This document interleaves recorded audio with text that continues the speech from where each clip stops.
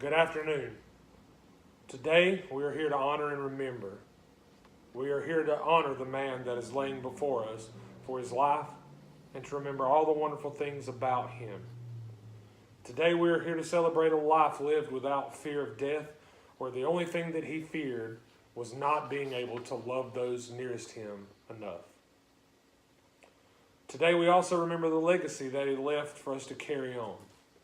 But before we get into those things, let's look back at a little bit of his early years.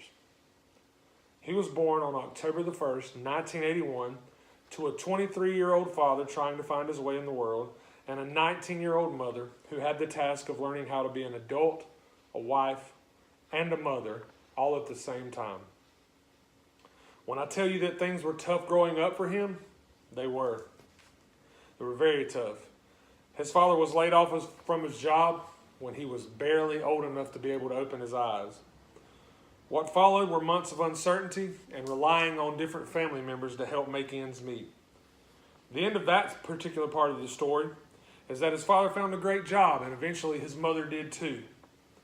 He grew up in small town Georgia, small town South Georgia to be exact, and he was the eldest of 3 children to his parents and the eldest of 6 grandchildren to his loving grandparents, both of which had a big part in his life and in him becoming the man that he was when he took his last breath.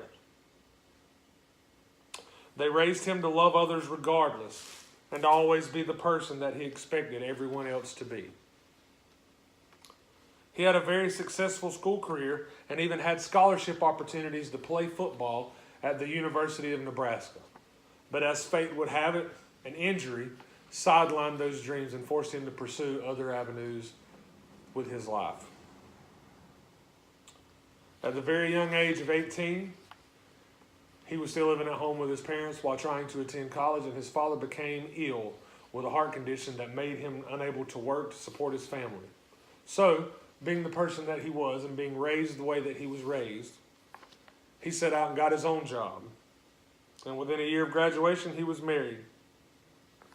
Within a year of being married, he was also a father, and he found himself to be just like his mother was. He was a young father trying to learn 3 roles at once: how to be an adult, how to be a husband, and how to be a parent. Still, he persisted.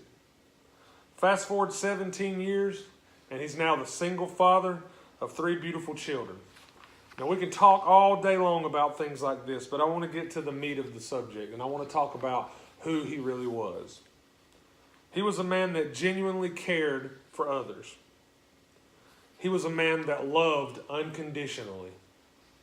He was a man that really cared about the well-being of other people around him and oftentimes put his own self out to make sure that others were taken care of. He was the kind of man that I want to be like and that I wish the rest of the world was like. He was a man's man that loved his family first, he loved her second, and he loved his friends as much as anything. Today I'm thankful that I had the honor of being called his friend. Jeremy Blake Pittman, you will be missed, and I'm thankful that I had the chance to know and to be known by you. Thank you all for coming today.